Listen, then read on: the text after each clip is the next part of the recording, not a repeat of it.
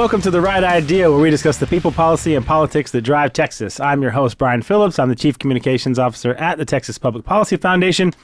And my co-host this week is not Derek Cohen, the venerable Vice President of Policy at TPPF, but instead is Jason Isaac, our Director of our Life Powered initiative. I was going to do a little intro on Life Powered, but you do a much better job of it. Give us the bumper sticker version of what Life Powered does, Jason. Either sorry or thank you, I guess, for getting to suffer through me, with me through this. But Life Powered is this national initiative of the Texas Public Policy Foundation. The short mission statement is to raise America's energy IQ.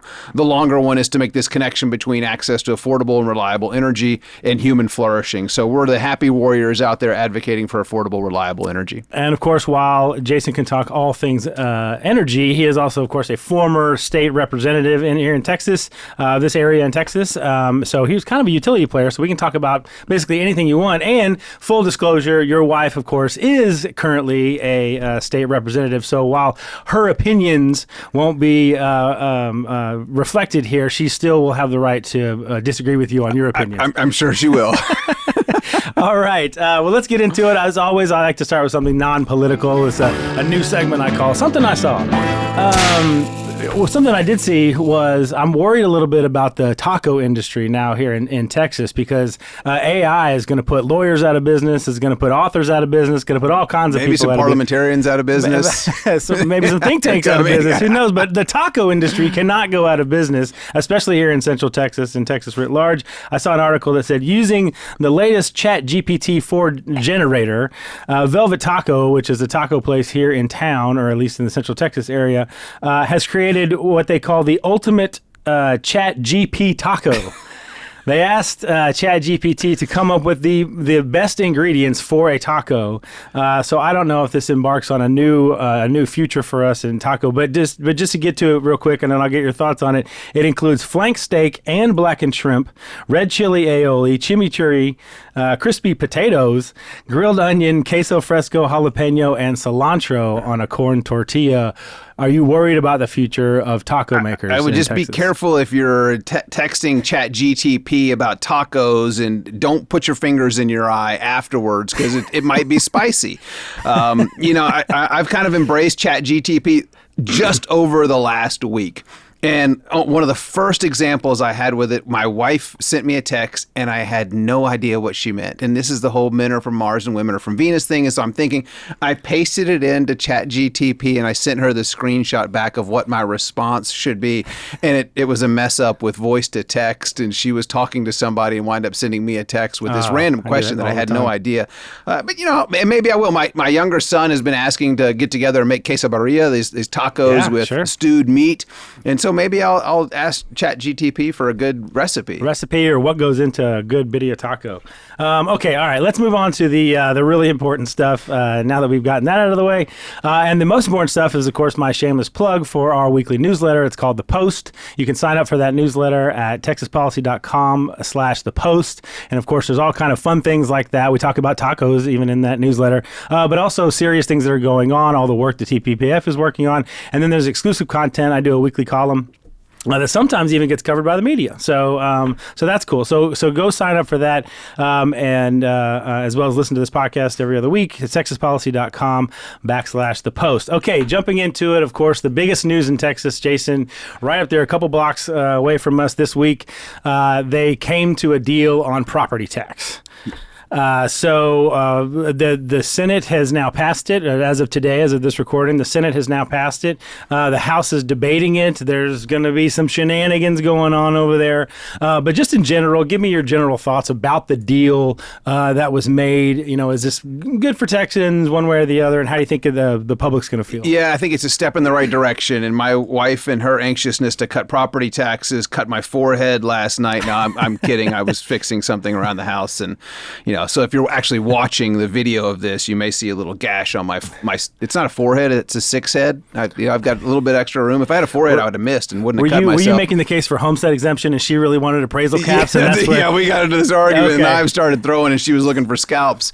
But it's going to be the largest property tax cut, I think, in the history of Texas. Maybe the largest tax cut in the history of Texas, which I think is a great thing to be debating. You've got states like California that are looking for ways to increase their revenue, and Texas is looking for ways to give your tax dollars back to you. And so I think it's a step in the right direction. A little bit concerned that there's not this path to eliminate the maintenance and operation portion, the largest portion of property taxes that everyone pays. Whether you're buying something, there's property tax baked into that product. If you're living in a home, if you have an apartment, if you're in a business, everyone is paying property taxes. That's also why they tax the property, because everybody has to do something with property. Yes. And so we've got to get rid of this, and I'm a little concerned that there's not this path to eliminate it, but it is a step in the right direction.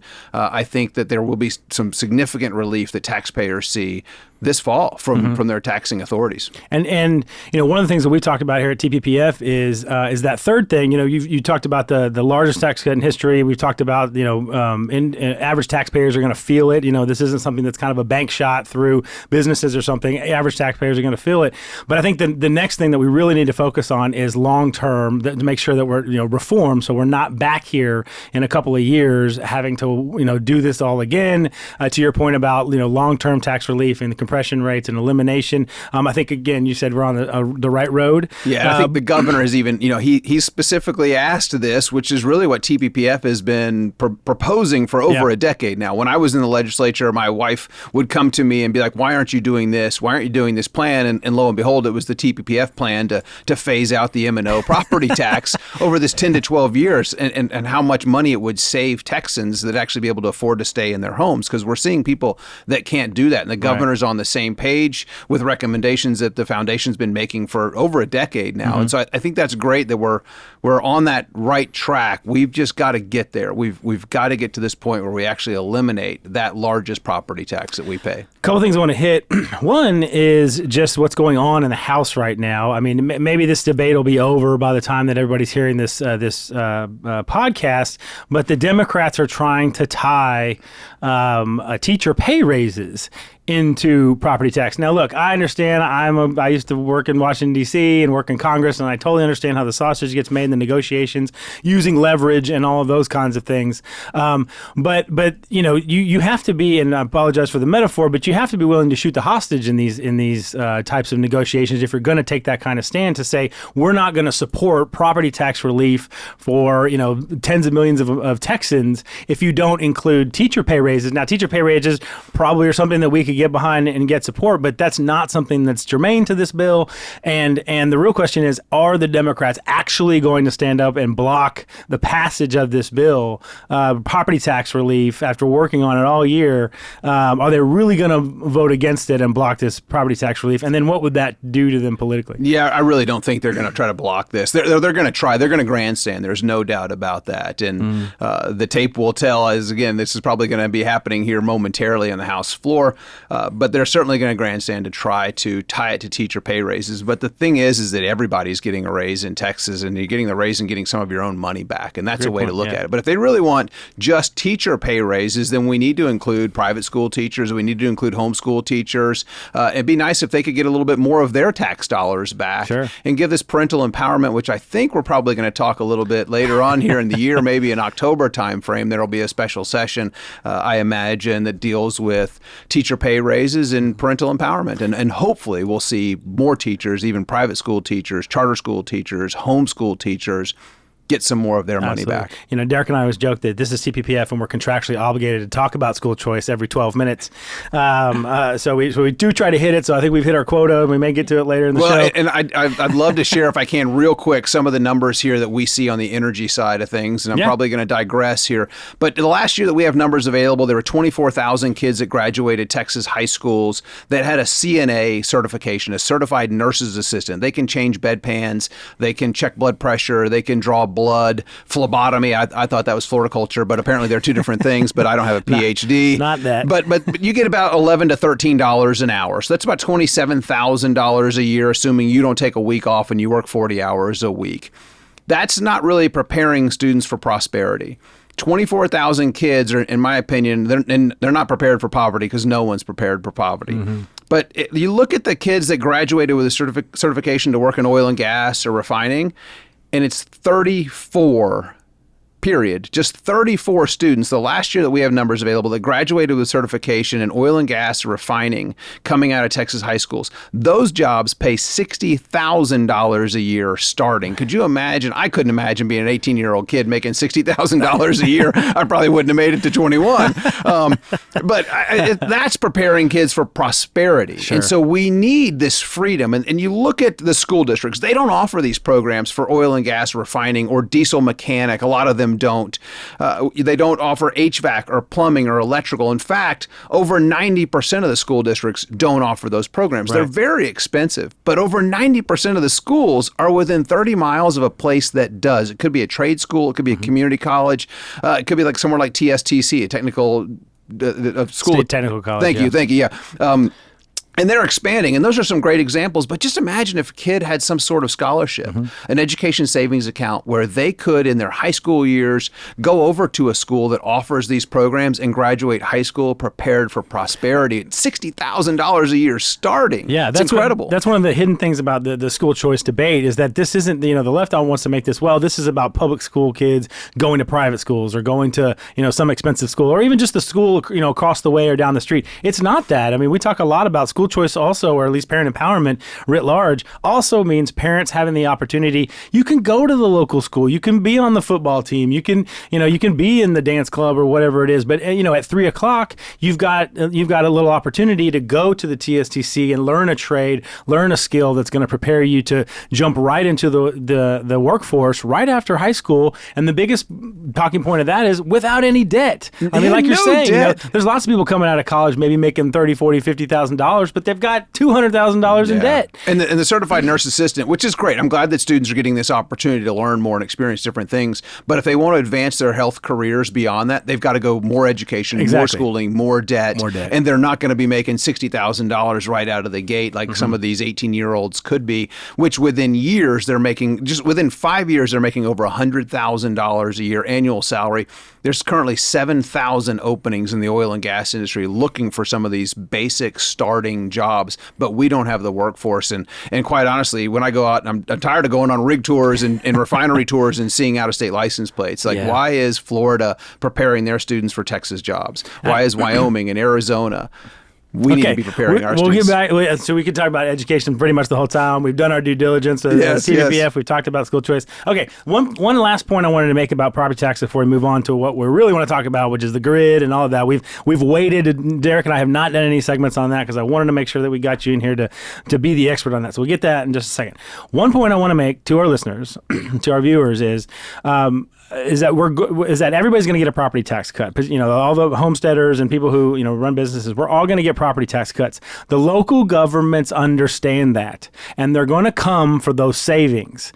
And so a lot of people don't know how much they pay in property tax. I can't believe that, but I'm shocked to find out that people pay $5,000, $6,000, $7,000 a year, several $100s a month out of their paychecks for property tax, and most people don't know how much they pay.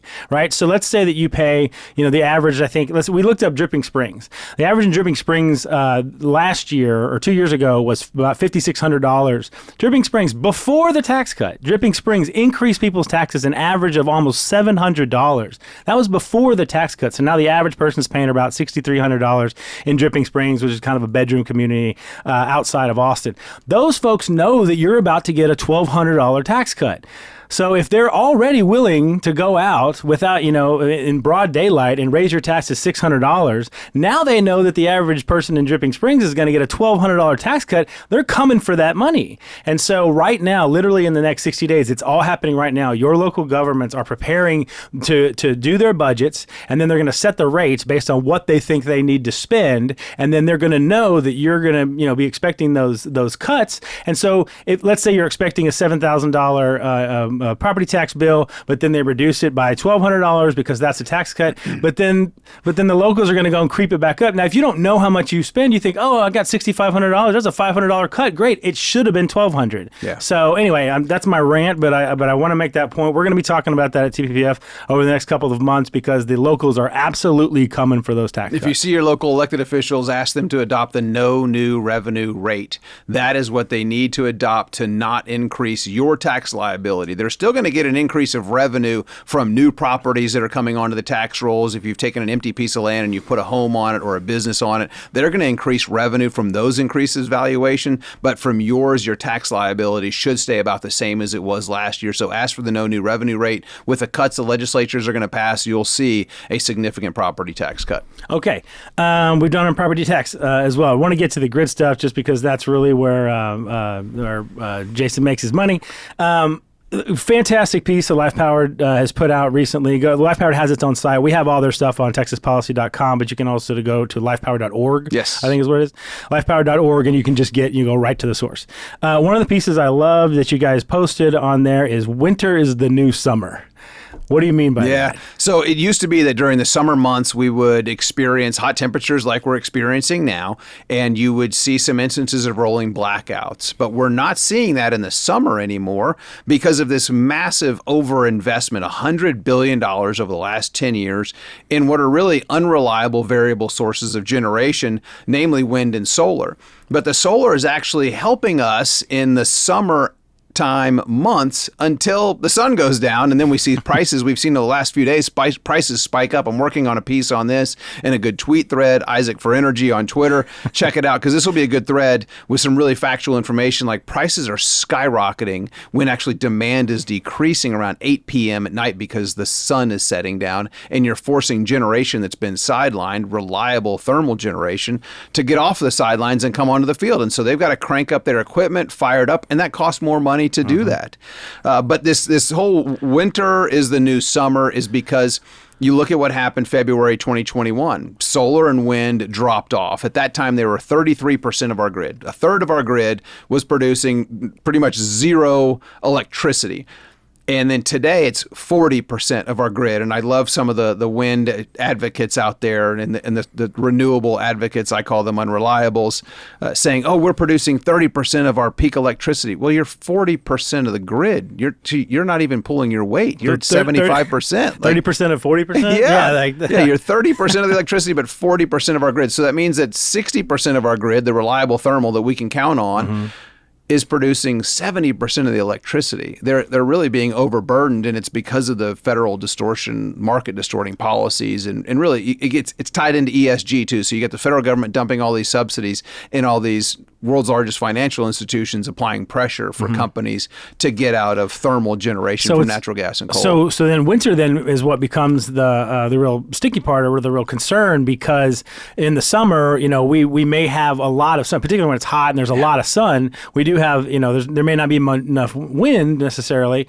but we are able to at least produce enough to cover what people need in the summer. The problem is that we get shortages of wind and sun and solar in the winter, and there's nothing there to cover it because we're taking all of the reliable energy off the grid, or they're what do you call it, sunsetting it, or they're retiring it off of the grid. Yeah. So there's nothing to replace the solar and the wind that was there during the summer. That's kind of the concept. Correct. Yeah. So if Biden's successful in blocking out the sun, I think he pitched this idea a couple of days ago. He was watching Simpsons or something like that. I've got a great idea. We're going to block out the sun, and that'll make it cooler. Yeah, we'll die really, really quick. Speaking of AI, have you seen Kamala's comments on AI? Sorry, I didn't mean to. Oh my gosh!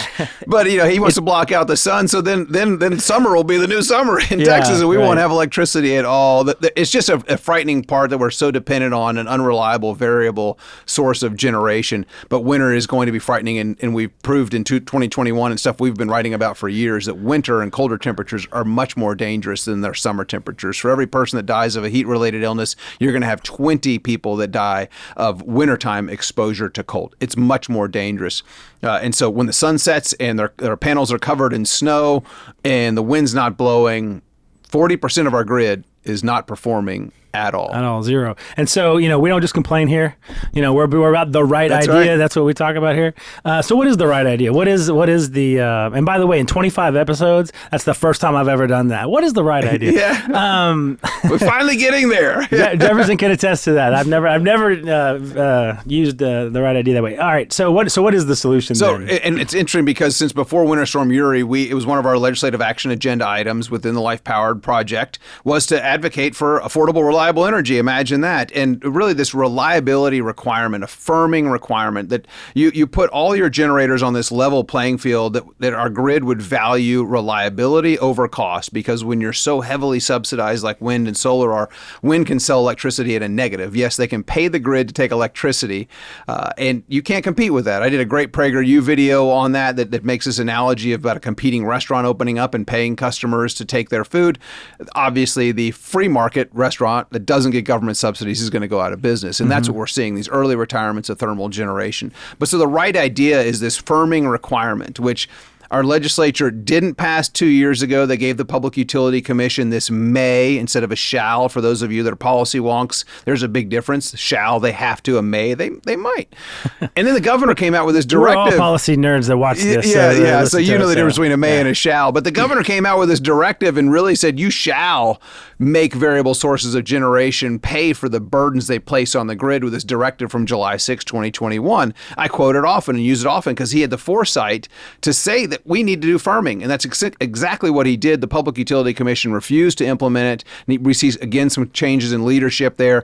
But this time, the Senate and the House agreed that all new generation in the ERCOT market, about 80% of Texans, about 80% of the geographic area of Texas, will have to have firming on. They're going to have to put electricity on the grid when we need it, not when the weather's cooperating. And so that's a good thing. What a concept. Imagine that. And then the Public Utility Commission has until 2027 to figure out a way to implement that on the existing fleet. That's what they call the generators that are out there today. It's over 700 thermal generators in the state of Texas. They're going to have to figure out how you do firming for those reliability requirements for existing generations so that we'll have electricity when we need it. So I saw this story last week, and I saved it just because I wanted to get your take on it. My head almost exploded when I read it. I'll just give you that kind of caveat.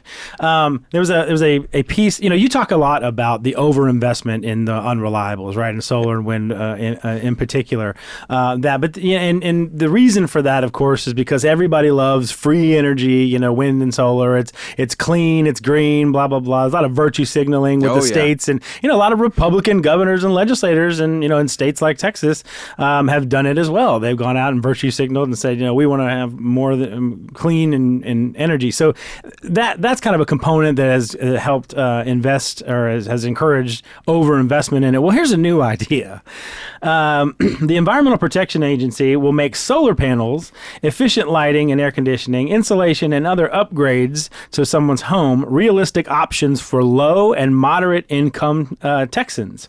New funding mechanisms as part of the wrongly named Inflation Reduction Act will let home and business owners borrow money at very low rates to pay for solar panels and use the energy cost savings to pay back the loans. So low-income people, poor people, are going to borrow money, go into debt in order to prop up the solar industry. Jason, what's your thought? This is just crazy. This is the wrong idea, and that could be a whole other podcast. I forgot the last part is, and you use the cost savings to pay back the loan. So it actually is a free loan. We're going to force you to give money to the government that we're going to then loan back for you and make you pay interest on it. That's something that isn't going to work all of the time. And we're seeing these bankruptcies of these companies in California. Namely, I was reading an article in CBS recently, which I was shocked that a CBS affiliate was covering this. And it was a poor person had bought solar panels and she had put them on her home, and this solar company went bankrupt. And now she's stuck with the solar panels on a roof that aren't producing any electricity, and she still has to pay the cost of them. So this we already have this perfect example of where it's failed, and why the EPA is trying to continue down this road of shooting people in the foot, I have no idea. But don't California my Texas, don't EPA my Texas. This is just absolutely absurd. It's just a way to do green handouts. They think that solar and wind are great because the fuel is free. Well, if they're so great and they're so inexpensive then why are our electric bills going up? And this is something that we write about because $100 billion in federal subsidies, that's our money. They're taking money from us. Imagine if we'd invested, if the market, not we as taxpayers, but if the market had sent signals to invest in reliable electric generation, we'd have more than enough thermal, natural gas, new quick start generation online. We'd have coal that wasn't early retiring, which is great. And God forbid we'd have some more nuclear, which would be incredible. Which is also clean and green. Yeah, and that's supposed to be the panacea. There's zero emissions except for water vapor, which, mind you, in a very humid city, it is a more warming gas than CO2. So you teased that. I actually want to get to that question real quick. I think you forgot the punchline in that CBS story, though, which is that they're not even hooked up. People had to finance, right? So they borrowed this money, so they financed it to pay for the equipment and to pay for the installation. So they got the equipment and they got it installed and they're paying monthly payments, but because the solar company went bankrupt, they're not hooked up. No, it's like you bought a car, but you don't get the keys. You can't drive it. It's sitting there in your driveway, or in this case, parked on your roof, and you're paying monthly for it. And you're getting zero benefit from it. It's actually taking up space and probably making your house hotter. And the solution is to go out and find low-income people and make them borrow this money at these failing companies. It's just insane. No, I do want to get to that. Is a really good question. I didn't even have that on my list, but thank you for reminding me that it is crazy that the proponents of renewables talk about how cheap it is to produce or to generate electricity from renewables. But if that's true, talk a little bit about why our electricity bills aren't going down. Yeah, and they're not. They're not going down because it's unreliable. So you're having to keep older, less reliable generation running longer. Companies are having to do this rather than take money and invest it into new technology. It's part of the problem with cars today. Cars are so expensive that people are keeping older, less safe cars than today's technology. They're keeping them longer. They're less safe. They're less efficient. That's not great, but they're being forced down this electric-only avenue when it comes to cars, which is just absurd because by and large, the vast majority of people don't want an electric vehicle. They want something that works.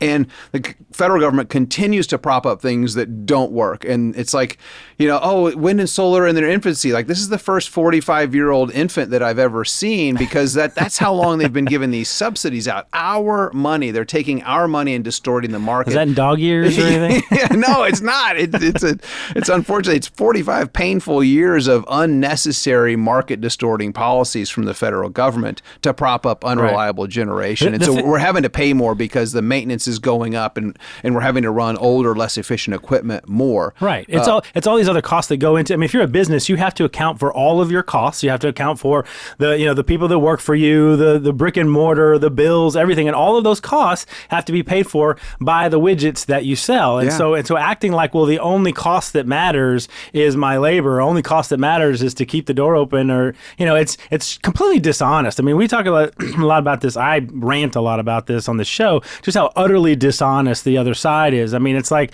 I use a story of somebody saying, I found the best apples in the world. They taste better than anybody, than any other apple that you have at HEB. And the good thing is they're half the price of what you buy at HEB. So buy these apples instead. Well, where are the apples? Oh, they're in Washington State. And so the next time you go grocery shopping, buy a $500 ticket and spend ignore all those costs because the apples are half the price. So you should. It's just nonsense. I mean, they're just so dishonest. They're intentionally misleading. And then when you only really need to dig down just one level or two levels to realize that they're being completely dishonest. Oh yeah, the fuel is free.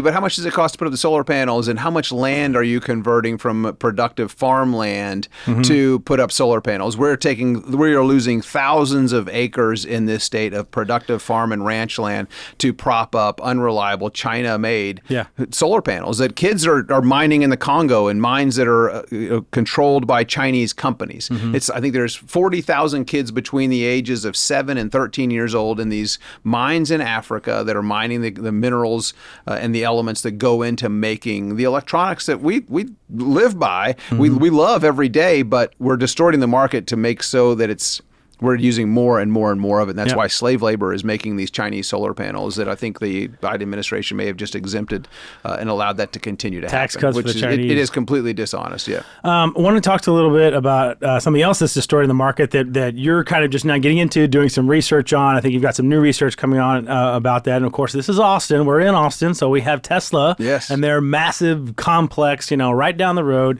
We all love Elon. He's a fantastic Twitter troll, and all this, the big fight with Zuckerberg, all that kind of stuff. But let's talk about EVs. Let's talk about these cars. And you're doing some research on that. The stuff that I find really interesting. The first question I have is, if they want everybody driving electric cars, number one, electricity doesn't come from the wall. It has to come from someplace. And if we're all replacing our gas-powered cars with electric cars, where's all that electricity going to come from? So that's kind of first question that I want to shoot at you. But then the other is the market question. I mean, what is this going to do to the grid and the cost of our electricity? Yeah, so it's going to continue to put a cost on the grid. So imagine if you live in a neighborhood and you may have 10 or 15 homes that are on your street that you live on. One or two people buy an electric car and they put the charger in their garage. That's going to be fine. But the problem is when you have a third or you get to 40 to 50% of your neighbors have electric vehicles and they're charging their cars at night, the voltage on the lines going into your neighborhood is not high enough to carry enough electricity to charge those electric vehicles, and especially if you're in an electric home with an electric stove, electric water heater, electric washing and drying and furnace. You're going to have this big drain, and so your neighborhood's going to have to do some significant upgrades. And guess who the electric company is going to pass those costs on to? The retail electric provider or the company that owns the transmission and lines. They're going to pass that cost on to you. And quite honestly, they don't mind because that's how they boost their revenue. Oh, wait, higher costs? We'll pass those on to the consumers. Right. And that's one of the reasons why electric costs are going up. But so you're all the other folks in the neighborhood who don't have electric cars, one, they're paying higher rates and they're not the source of the problem, and then two, potentially they could lose their electricity because their portion of the grid isn't able to meet that demand for that neighborhood. Yeah, it's absolutely right. Yeah, they're subsidizing the cost of the lines to go into the home to charge that. Then they're also actually subsidizing the electric vehicle. I think Ford just published recently they're losing $30,000 per electric vehicle that they sell. Well, they're still selling them and they're still making them, and they're committed to going down this path of insanity for the time being. Fortunately, companies like Toyota are not. I say they've bowed to ESG, but they haven't bent the knee. Other companies like Ford and General Motors, they're committed to going 100% electric. And so if you buy an F-150 right now that's just an internal combustion engine, just know that you are subsidizing the cost of an electric vehicle for someone else, a wealthy individual. I think over 80% of EV owners earn over six figures a year. So you're subsidizing a wealthy individual to buy an electric vehicle with the purchase of an internal combustion engine. It's just totally insane. Last question on EVs and cars. Where's the, this goes to our original point, which is where's the electricity going to come from here? I mean, California is full steam ahead on forcing everybody to use electric cars. I noticed when I was looking around for houses and was talking to builders and all that, some builders are just installing the panels in the houses. Are they talking to the grid folks? Are they talking? I mean, do they know that how much? It's just like putting a 220 outlet in. Oh, you want to put another washing machine and a dryer in your garage for whatever reason. It's basically the same kind of outlet that powers that powers your vehicle charger. But if you run your clothes and you're washing clothes and dishes and running your electric stove and your Tesla at the same time, you're probably going to trip a breaker somewhere in your house. But it's an upcharge for them. They're probably also getting federal incentives to sell an electric charger. I believe there's probably some kickback somewhere, or they're counting it on their ESG score. Like, hey, we just installed an electric vehicle charger. Exactly. Woo, virtue signal. There was a big Look pitch. how great we are. Yeah, the builder was a big pitch to them. They're saying, if you want to get an electric car, we've got it all set up for you. Yeah, I'm wondering sure we could peel back the layers of the Inflation Reduction Act and for every home you sell with an electric charge, absolutely, here's $1,500. And I'm just wondering if the folks who built the grid in that area or connected to the grid in there and know that all of these homes are encouraging electric vehicle charging. They're not increasing the voltage of the lines that's going to be required if this whole electric vehicle push goes forward, like what California is proposing, which is just absurd because California is importing more electricity from other states. So this is where people said and the forests Texas are burning because forest management. It's happening happening in Canada. It's poor forestry management. There's actually one place, I've just read about a company recently in California that got approval to go in on some Indian reservation land, and they're actually going to work forestry. They're going to clear the old dead forest, and they're going to do forestry management. It's kind of like a bright spot. Yeah.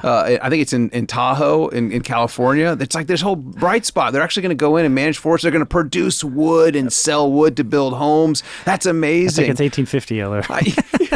You know, our producer, the venerable Jefferson Drexler, escaped California. Yes. So he's back there just enjoying this conversation about how awful California is. Yeah, well, I had one bright spot I could talk about. Yeah, one little bright they approved spot. this. Who knows until they get protested and shut down. But there's some good news. But if they do push forward with this, what's going to happen, and when people in Texas said, oh, we need to just join the national grids, we need to connect to other grids, and I'm like, no, we don't. I'm a huge advocate for keeping ERCOT independent from the other grids that we're surrounded by, because you look at California, they're part of this Western interchange. And so California, people have elected people in California that we likely don't agree with that are making policies that are actually impacting Wyoming, Utah, Nevada, their surrounding states. Because if California says we're going to get rid of all of our reliable electric generation, natural gas, coal, nuclear, then we'll just import electricity from Wyoming and Utah and coal. So they're still getting coal produced electricity. They're still getting nuclear and natural gas fired electricity. They're just buying it from their neighbors and they're paying a premium for it.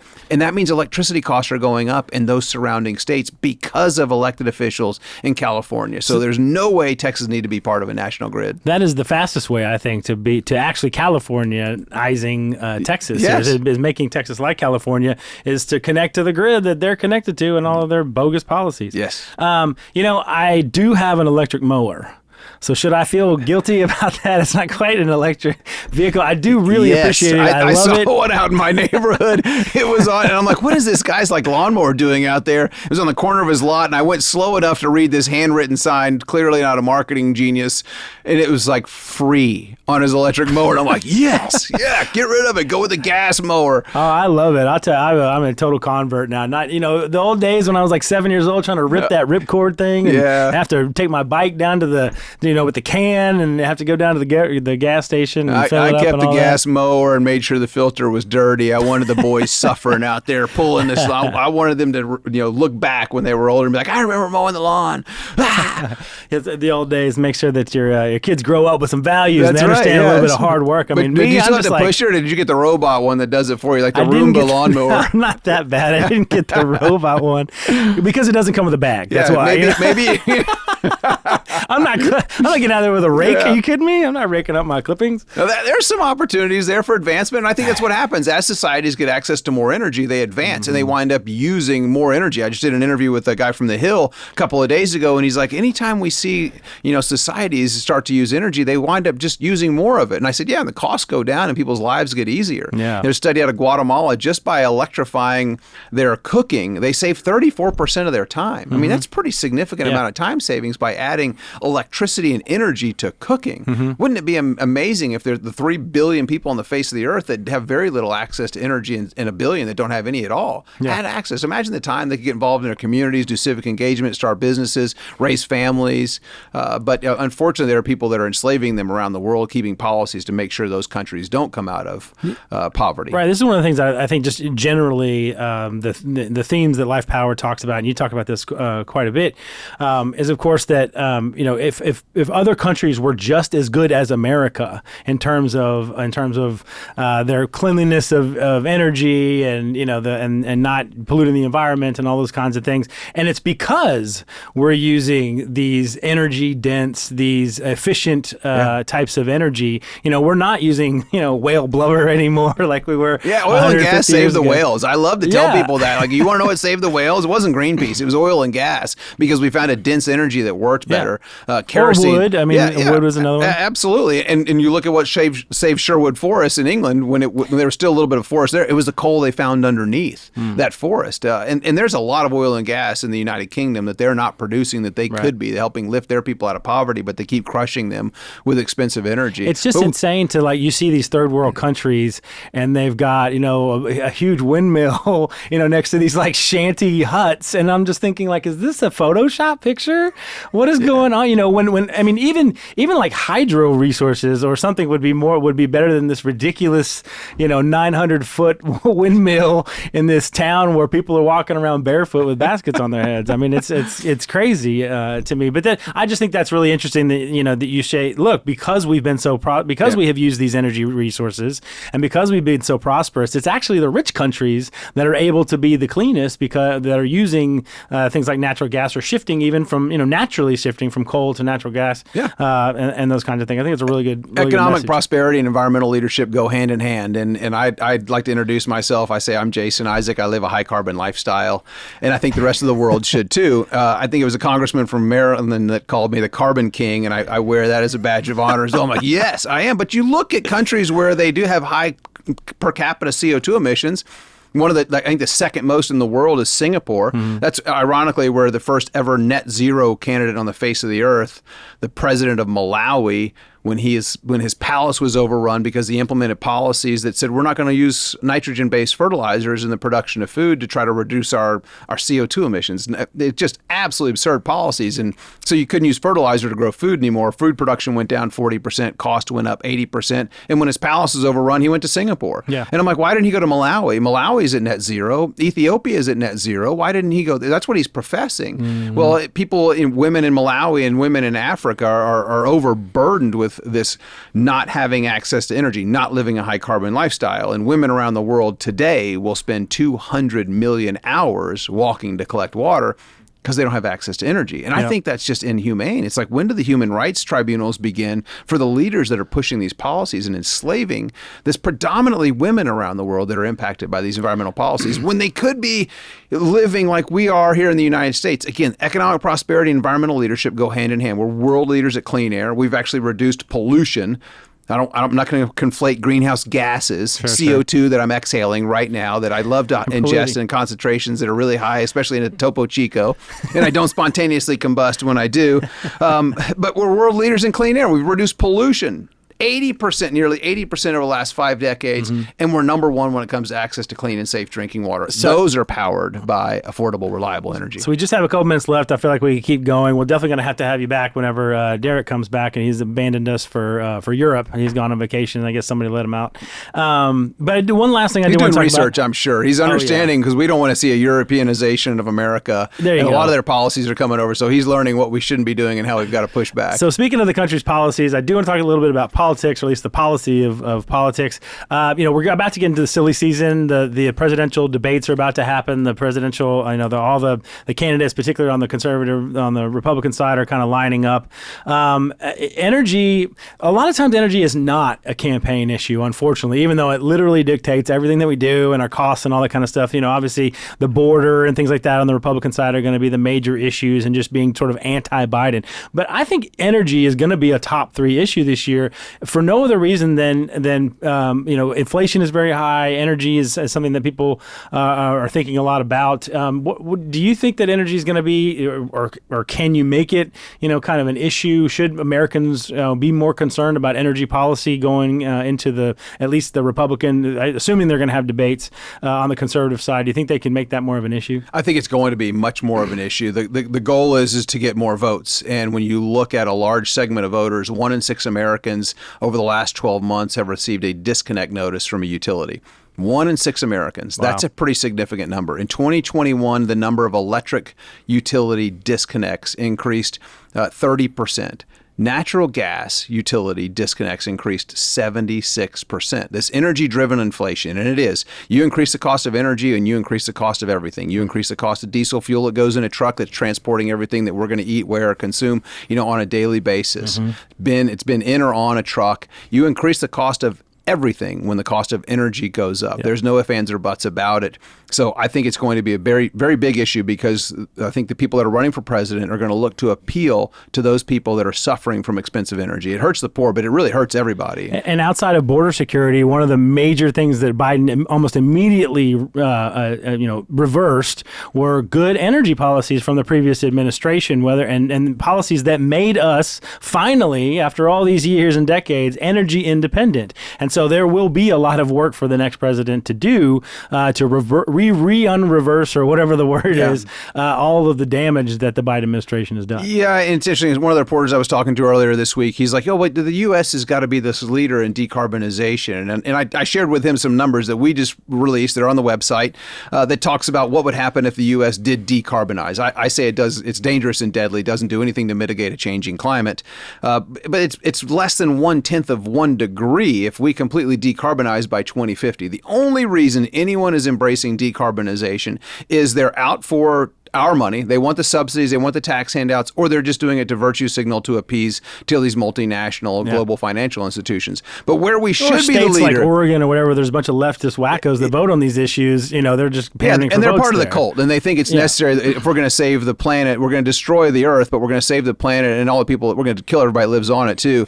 But I think that's part of their policies are very Malthusian in nature. They want to get rid of the humans. There's no doubt about it. But where we should be leading is we should be exporting our technology and exporting our clean energy around the world in the form of our fossil fuels and nuclear technology. We should be exporting that around the world to raise up other economies. But you look at Argentina. Argentina is sitting on more oil and gas reserves than Texas is. That could be the next Permian Basin if they had private property rights. So we should be exporting our freedoms and policy recommendations to these other countries and really reverse immigration. Where are these people coming from? They're coming from places where they don't have access to affordable, reliable energy. They're coming to places that have poor environmental quality. And so we should be the leaders in spreading this democracy and private property rights around the world. And then people will stay home in those countries. They're going to have economic prosperity, which is what they're chasing. I'd say a lot of them are chasing economic prosperity. Some of them are trying to game the system and do trafficking and human smuggling, and that's just awful. I agree with all of that sentiment, all of that policy, but you're not taking my electric mower. Okay. We can continue on it's made that. with fossil fuels. Sure. I love your electric mower. It's it great. is true. Energy. It is quiet, so that's great. All right. That's all the time that we have for this episode of The Right Idea. Jason, thank you for sitting in for Derek. We'll definitely have to have you come back. I mean, the energy issues in the summer and the winter and all of that are not going away anytime soon. And the Texas legislature, for that matter, still has some work to do on this issue, frankly. And we've talked about that a lot. So thank you for being here. Really appreciate it. See you next time. For all our folks listening and watching, thank you again, as always, for your feedback. We do really appreciate that. Even the trolling comments that we get sometimes. We're always looking for good ideas. So shoot me a story. We'll get our feedback and talk about it. So that's been The Right Idea. We'll see you next time. And as always, do good and risk the consequences. We'll see you next time.